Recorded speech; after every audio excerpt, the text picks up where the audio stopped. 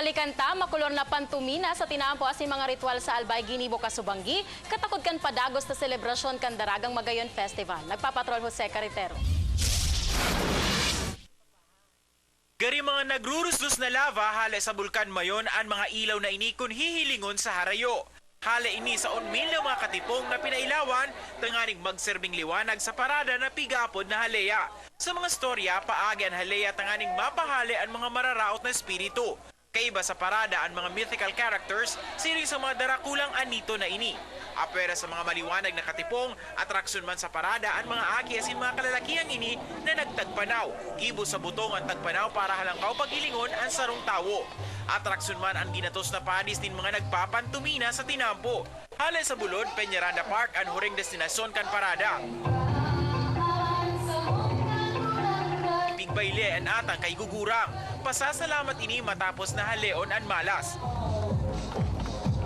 Kakaibang tibay man sa fire dancing ang ipinahiling kan artistang si Rachel Obanco. Man iba-ibang fire dance techniques ang sa iyang ipinamalas na nagpaugmananggad kan mga naghiling. Nakisabay man sa kaugmahan ang artistang si Noni Bencamino asin Ronnie Lazaro na nagtiksik. Ang istorya ni Magayon ay alamat na Bicolnon. Bulkang mayon kong turingan. Kaiba ang kagandahan. Matapos kay ni nagpatiribayan ang mga albayano sa pagbayle ng pantumina. Pigbabayle ang pantumina urog na kung may mga kasalan. Ang mga nagbayle, pigdukutan pa nin kwarta. Dahil yung sayaw combines two things.